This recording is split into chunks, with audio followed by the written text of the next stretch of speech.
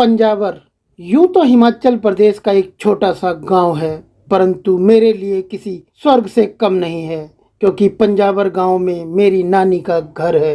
बचपन में गर्मी की छुट्टी की बात सुनकर बस एक ही बात जहन में आती थी, नानी का घर, नानी का घर। हम पूरा साल भर बेसब्री से इंतजार करते थे कि कब हमारी गर्मी की छुट्टियां पड़ेंगी और हम हिमाचल प्रदेश पंजावर अपनी नानी के घर जाएंगे। स्कूल से जैसे ही हमारी 2 महीने की छुट्टियों का ऐलान होता था तो हम अपनी मम्मी और भाई बहन के साथ दिल्ली से बस में बैठकर हिमाचल प्रदेश उन्ना पहुंच जाते थे। उन्ना से लगभग 20 किलोमीटर की दूरी पर स्थित है पंजावर गांव। भरी दोपहर में जैसे ही हम पंजावर गांव बस से उतरते थे, दोनों खेतों के बीच में बना रास्ता सीधा मेरी नानी के घर जाता था।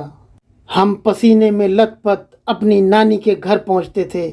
जैसे ही नानी के पाँव को छूते थे और नानी हमें अपने सीने से लगाती थी तो हमारी सारी थकान, सारी गर्मी दूर हो जाती थी। बहुत साल बीत गए, परंतु आज भी हमें याद है नानी का वो सर पर हाथ फेरना और हमें अपने सीने से लगाकर अपना दिल भर लेना।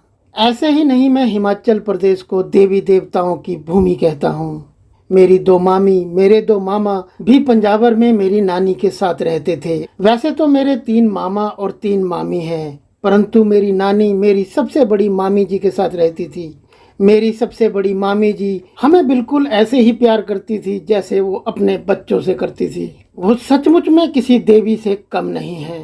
हम जब भी उनसे मिलते थे तो हमारे अंदर एक एनर्जी, एक ऊर्जा उत्पन्न होती थी। हमारी मामी हमें भर भर कर देसी घी, लस्सी, शक्कर, आम खिलाती थी। हमारी मामी हमें कभी भी ये एहसास नहीं होने देती थी कि हम अपनी नानी के घर आए हैं। हम बहुत अपनी मामा और मामी के बच्चों के साथ हुल्लड़ करते थे, शरारतें करते थे, क्योंकि बचपन था, हमें अच्छे और बुरे का ख्याल नहीं था। हमारी शरारतों को देखकर हमारी नानी कभी कभी नाराज हो जाती थी, परंतु हमारी मामी कभी भी हमसे नाराज नहीं हुई।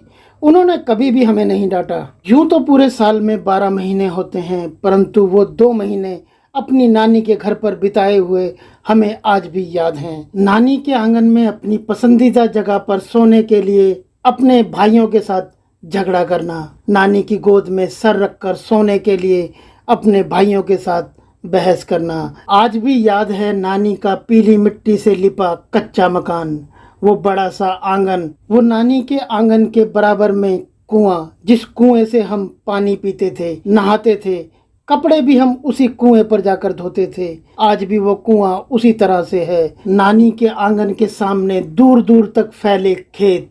आज भी याद है नानी का वो मिट्टी का बेजान सा चूल्हा, जिसमें मेरी मामी और मेरी नानी फूंक देती थी प्राण। चूल्हे से उतरती रोटियों की सुगंध, चम्मच भर देसी घी में स्नेह की सुगंध, नानी के हाथों में कितना था दुलार। मुझे आज भी याद है नानी का वो रोटी के ऊपर रख कर देना अचार। कभी कभी थोड़ा चिढ़ती थी, कभी कभी थोड़ा नाराज हो जाती थी, पर हमारी हुल्लड़ नानी की जान होती थी। पूरे साल में वो 2 महीने हम नानी के घर चहकते थे और हमारे शहरी कपड़े नानी के आंगन की मिट्टी से महकते थे।